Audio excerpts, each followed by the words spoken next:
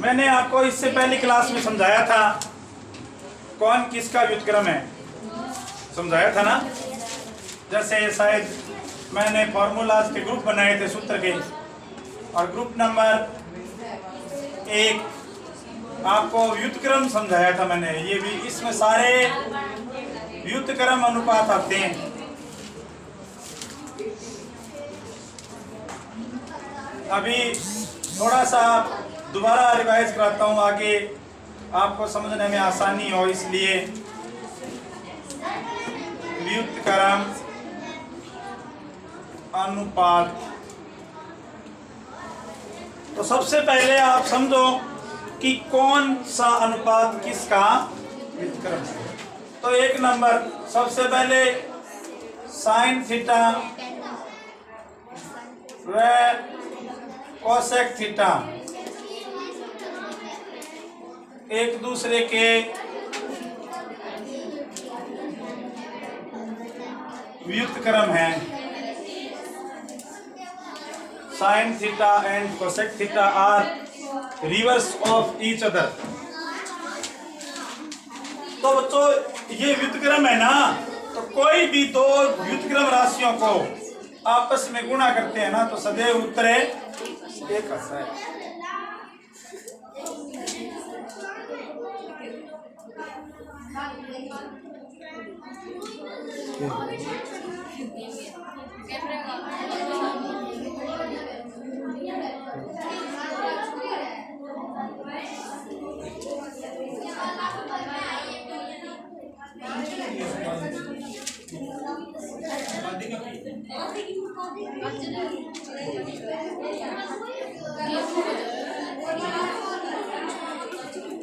कोई भी दो व्युत्क्रम राशियों को आपस में गुणा करते हैं ना, तो उत्तर सदैव कितना आता है?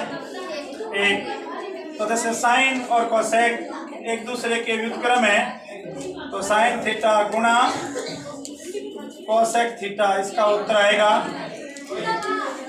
अब यदि बच्चों इसको लिखें कि साइन थीटा कोसेक थीटा का व्युत्क्रम है, तो फिर गणित की लैंग्वेज में ऐसे लिखा जा सकता है साइन थीटा बराबर 1 कोसेक थीटा, या कोसेक थीटा बराबर 1 साइन थीटा।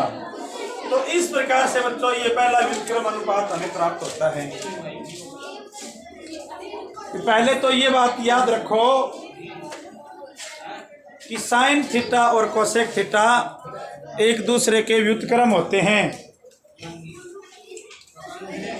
मतलब साइन को कोस से गुणा करें कोसेक से, ये थोड़ा कम दिख रहा होगा आपको, मैं बड़ा लिखता हूं, देखो साइन थीटा गुणा कोसेक थीटा आंसर 1 आएगा। अब सुनो बच्चों, आपको ये कहना कि साइन कोसेक का व्युत्क्रम है, तो इसका मतलब साइन थीटा बराबर आएगा 1 कोसेक थीटा, और कोसेक थीटा बराबर आएगा 1 साइन थीटा।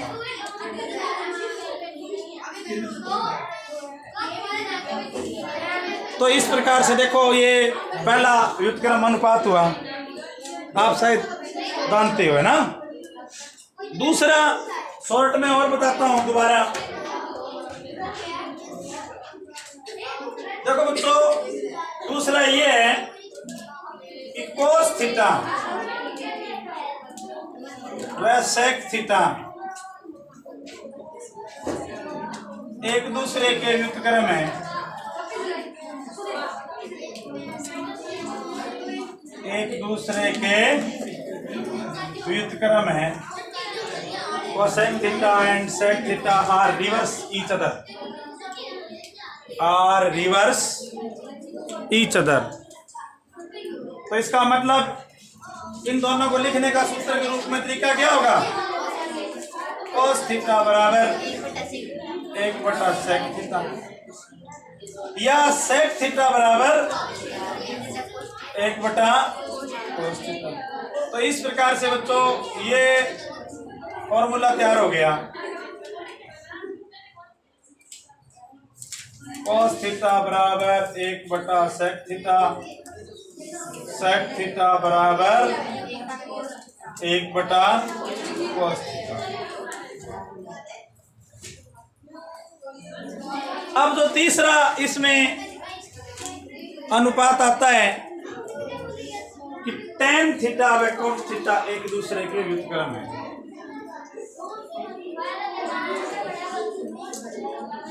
तीसरा जो अनुपात आता है वो ये है tan थीटा व cos थीटा एक दूसरे के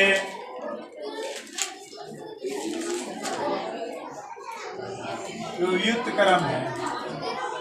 मतलब tan को cot से गुणा कर देंगे, tan थीटा गुणा cot थीटा, उत्तर 1 आ गया। और यहाँ से बच्चों tan ज्ञात करेंगे तो tan थीटा आ जाएगा 1/cot थीटा, और cot ज्ञात करेंगे 1/tan थीटा।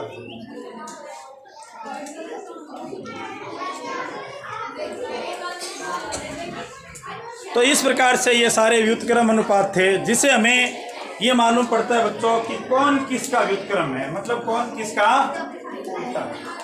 तो सबसे पहले त्रिकोणमिति में बच्चों व्युत्क्रम अनुपातों के सूत्र ही हमें याद होना चाहिए, फिर आगे अपने नेक्स्ट सूत्र पढ़ते हैं। अब बच्चों को दूसरा पार्ट आता है वो सर्वसम्मिकाओं का है।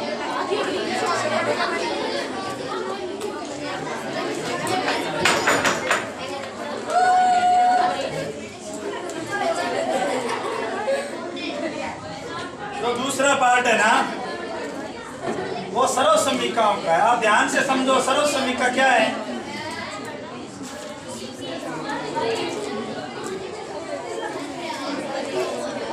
इसको इंग्लिश में बोलते हैं आइडेंटिटीज। सर्वसम्मिका ये सर्व सिद्ध है बच्चों, इनको सिद्ध करने की कोई जरूरत है, इनको सिद्ध करने की कोई जरूरत नहीं है, ये ऑलरेडी सिद्ध है, इसलिए इनको सर्वसम्मिका कहा जाता है। देखो पहली सर्वसम्मिका है ना बच्चों, साइन व कोस में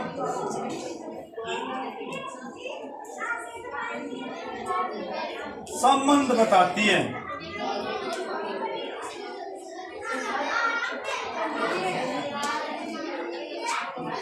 जो पहली सर्वसम्मिका है वो साइन और कोस में संबंध बताती है। ये आपसे ये पूछे पहली सर्वसम्मिका क्या है, मतलब पहली सर्वसम्मिका के फॉर्मूले में ना एक तरफ साइन और साथ में कोस होगा, यानी पहली सर्वसम्मिका की सहायता से साइन को कोस में बदला जा सकता है और कोस को साइन में डायरेक्ट। बच्चों देखो बहुत अब पढ़ाई का पाठ का मेन पार्ट शुरू हो गया। याद रखोगे यहाँ पे कि पहली सर्वसम्मिका की सहायता से साइन को कोस में बदला जा सकता है और कोस को साइन में। सुनो अब मान लो आपको एक ही वैल्यू दी गई है साइन, तो फिर 4 वैल्यू फाइंड कर सकते हो आप। साइन दिया है तो कोसेक भी दिया है, क्योंकि साइन का व्युत्क्रम क्या होता है कोसेक।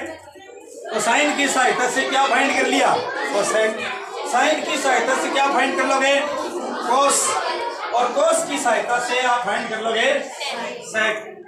तो इस प्रकार एक वैल्यू दिए जाने पर 4 वैल्यू फाइंड हो जाएगी। तो मैं पहली सर्वसम्मिका लिखता हूं, ये है बच्चों sine square theta plus cos square theta बराबर होता है 1। ये पहली सर्वसम्मिका है जो साइन और कोस का संबंध रखती है। ये आपसे पूछे कि पहली सर्वसम्मिका क्या है, तो आप ये कहोगे कि प्रथम सर्वसम्मिका साइन व कोस में संबंध है। First identity tells us the relation between sine and cos. अब बच्चों मान लो साइन ज्ञात करना हो यहाँ से, तो साइन और स्क्वायर हो जाएगा 1 minus cos square theta. Cos square ज्ञात करना हो तो cos स्क्वायर थीटा हो जाएगा 1 माइनस साइन स्क्वायर थीटा। इन दोनों फॉर्मूलों से बच्चों साइन के दिए जाने पर cos फाइंड कर सकते हैं और cos के दिए जाने पर साइन के दिए जाने पर cos फाइंड कर सकते हैं और cos के दिए जाने पर साइन फाइंड कर। ये पहली सरल समीकरण थी। भी अब पहली सरल समीकरण काम कैसे करती है, मेरी बात सुनो। यहां साइड में ध्यान से देखो, यदि अपने को एक मान दे दिया जाए सिर्फ साइन का, तो हम बाकी मान ज्ञात कर सकते हैं, 4 मान ज्ञात कर सकते हैं। जैसे प्रश्न में ये दे दिया, प्रश्न में ये दे दिया कि साइन थीटा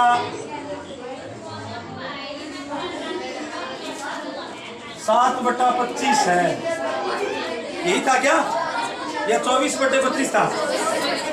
24/25 है। तो बच्चों देखो, अब 4 मान आप ज्ञात कर सकते हो। We find 4 other values. Sine दिया है 24/25। एक तो श्योर हो जाओ आप कि साइन की वैल्यू दी गई है, तो आपको कोसेक की वैल्यू भी दी गई है। तो कोसेक इसका रिवर्स होता है, उल्टा। कोसेक क्या हो गया बोलो? 25/24। ये देखो 2 वैल्यू ज्ञात हो गई। तीसरा, इस सरल समीकरण का यूज करेंगे, साइन की सहायता से कोस ज्ञात कर लेंगे और कोस की सहायता से साइन ज्ञात कर लेंगे। तो देखो बच्चों, साइन दिया है तो ये सूत्र लगा दो, कोस ज्ञात हो जाएगा। पहला सवाल है, पहली सरल समीकरण है sine square theta plus cos square theta बराबर 1। बच्चों हमारे पास साइन की वैल्यू है 24/25 का square plus cos square theta बराबर 1। 24 आ गया 576, 25 का स्क्वायर आ गया 625 प्लस कोस स्क्वायर थीटा बराबर 1 और कोस स्क्वायर थीटा आ गया 1, इधर ले जाओ माइनस 576/625 कोस स्क्वायर थीटा बराबर 625, 625 से कम 625 माइनस 576, ये आ गया बच्चों कोस स्क्वायर थीटा बराबर 49/625। अब यहाँ पर बच्चों ये स्क्वायर है वो इस तरफ जाकर वर्गमूल बन जाएगा। कोस थीटा आ गया 49/25 का वर्गमूल 625 का, 49 का 7, 625 का 25। अब कोस ज्ञात है तो बच्चों सेक भी ज्ञात है, हो जाएगा। कोस का रिवर्स होता है सेक, तो सेक आ गया 25/7। ओके, समझ गए होंगे आप। तो इस प्रकार बच्चों पहली आइडेंटिटी बड़ी महत्वपूर्ण है, पहली सरल समीकरण। यानी पहली सरल समीकरण की सहायता से साइन को कोस में बदला जा सकता है, कोस को सेक में बदला जा सकता है और साइन को कोसेक में बदला जा सकता है। देखो आप इधर एक रफ चित्र की तरफ ध्यान दो। पहली सरल समीकरण साइन को कोस में बदला जा सकता है,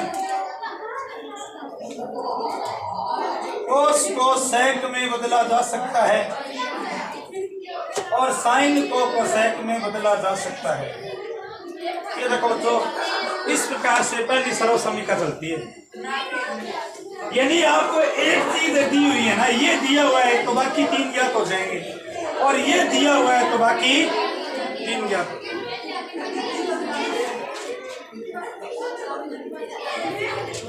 दूसरी सरल समीकरण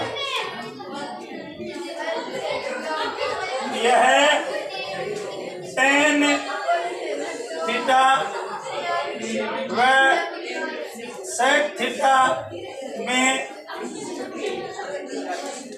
संबंध बताती है।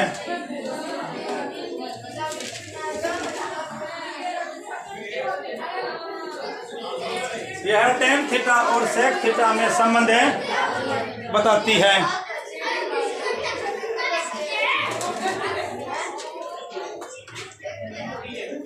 तो सर्व समीकरण है वही है 1 प्लस tan स्क्वायर थीटा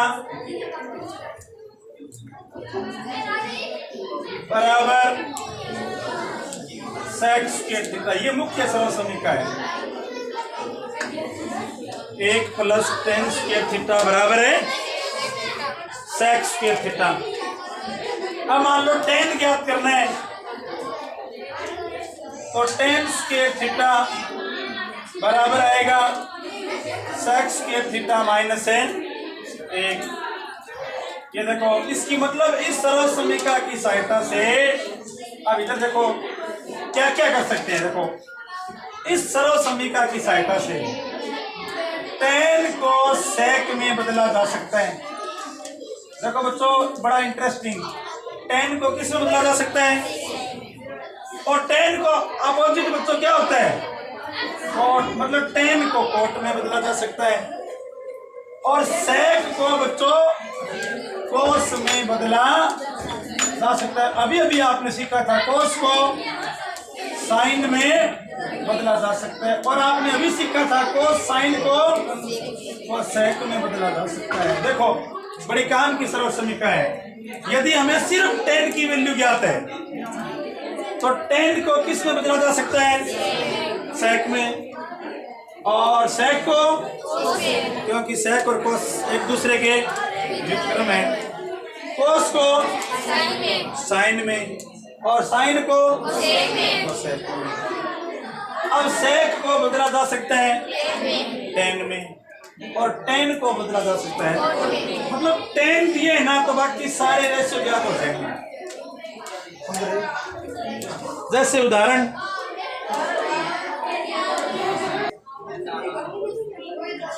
प्रश्न ये है कि tan की वैल्यू आपको गिवन है। किसकी वैल्यू गिवन है tan की, ओनली tan की वैल्यू गिवन है तो सारी वैल्यू इस फॉर्मूले से फाइंड होते हैं। पहले बच्चों थोड़ा सा आप याद रखना सीखो। एक तो आपको ये मालूम होना चाहिए कि कौन सी सरल समीकरण क्या बताती है। पहली सरल समीकरण क्या बताती है साइन और कोस में। दूसरी सरल समीकरण tan और sec में, मतलब दूसरी सरल समीकरण में tan दिए जाने पर हमें sec ज्ञात कर देंगे। यदि tan दिया गया है तो हम sec ज्ञात कर लेंगे। sec ज्ञात हो गया तो cos ज्ञात हो जाएगा। सुनो आप ध्यान से, मैं एक्सप्लेनेशन देता हूं आपको पूरा कि यदि हमें tan ज्ञात है, मान लो tan गिवन है तो यहां से क्या फाइंड हो जाएगा sec। tan से क्या ज्ञात हो जाएगा tan से sec ज्ञात हो जाएगा और sec दिया हुआ है बच्चों तो sec से क्या ज्ञात हो जाएगा cos, क्योंकि sec का व्युत्क्रम है वो cos होता है। अब यदि cos दिया हुआ है तो पहली सरल समीकरण सुनो, cos का साइन के साथ कोई संबंध है क्या? cos का साइन के साथ कोई संबंध है? पहली सरल समीकरण से cos से साइन ज्ञात हो जाएगा और साइन ज्ञात हो गया बच्चों तो cos साइन से sec ज्ञात हो जाएगा और tan से बच्चों cot ज्ञात हो जाएगा। तो इस प्रकार से एक अकेले tan दिए जाने पर बाकी अनुपात ज्ञात हो जाएंगे। ये बाकी अनुपात ऐसे ज्ञात हो जाएंगे।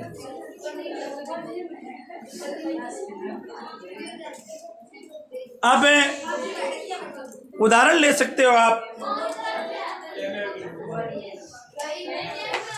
tan थीटा दिया हुआ है 3/4,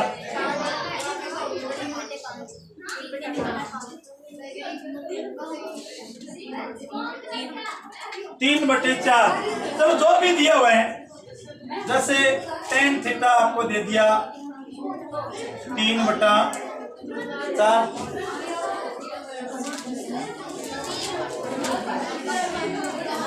तो अब इसकी सहायता से कोट ज्ञात सेक ज्ञात कर लो। ये देखो sec square theta 1 plus tan square theta 1 plus 3/4 का स्क्वायर 1 प्लस 3 किया 9 4 चौका 16। ये आ गया 16 एकम 16 प्लस 9 16 और 9 25/16। सेक स्क्वायर थीटा बराबर 25/16। सेक थीटा आ गया 25/16 का अंडर रूट और 25/16 का अंडर रूट कितना गया 5। बच्चों फॉर्मूले बुक में भी लिखे हैं, आपने कॉपी में भी उतार लिए। आजकल इंटरनेट का ज़माना है, मोबाइल पर भी लिखे हुए हैं, बहुत सारे टीचर भी आपको समझाते हैं। लेकिन मेन बात ये है कि क्या आप समझ पाते हो? आप याद रखना पड़ेगा आपको। आप पहली चीज़ ये याद रखो कि प्रत्येक सरल समीकरण क्या बताती है।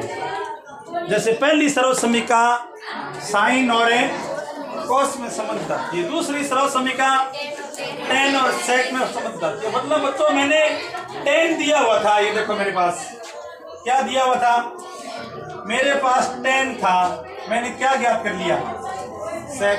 अब आप थोड़ा सोचो, प्रत्येक अनुपात का एक व्युत्क्रम अनुपात होता है। सेक का व्युत्क्रम अनुपात क्या है? कोस है। तो अब कोस आसानी से ज्ञात हो जाएगा। कोस कितना हो गया 4/5। अब बच्चों कोस गिवन है तो कोस की सहायता से क्या ज्ञात हो जाएगा? साइन। और इसके लिए पहली सरल समीकरण यूज करेंगे, sine square theta plus cos square theta बराबर 1। तो ये आ गया sine square theta 1 minus cos square theta. Sine square theta 1 minus cos कितना है 4/5 का स्क्वायर 1 माइनस 4 चौका 16 25। यह आ गया 25 एकम 25 माइनस 16 9/25। अब देखो साइन स्क्वायर थीटा और साइन ज्ञात करेंगे तो 9/25 का अंडर रूट वो हो जाएगा 3/। अब देखो 3/5 ज्ञात कर लिया तो साइन का उल्टा होता है कोसेक। अब कोसेक ज्ञात हो गया और बच्चों टेन दिया हुआ है तो कोट ज्ञात हो गया। इस प्रकार से दूसरी सरल समीकरण की सहायता से वो सभी अनुपात ज्ञात किए जा सकते हैं। इसके बाद बच्चों तीसरी सरल समीकरण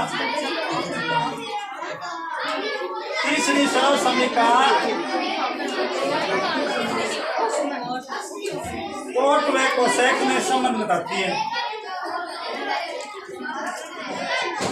कोट को दिए जाने पर कोसेक ज्ञात कर सकते हैं।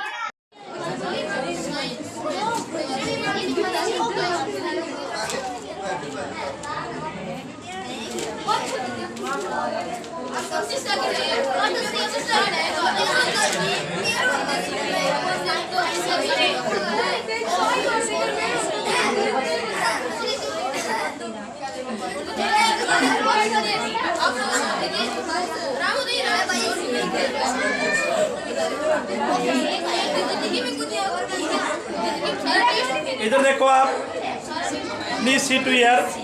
देखो बच्चों सौर कुकर के कुछ लाभ थे,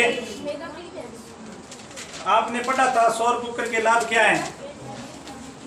तो बच्चों सौर कुकर के लाभ के साथ साथ सौर कुकर की कुछ है समस्याएं भी हैं। तो सौर कुकर की समस्याएं क्या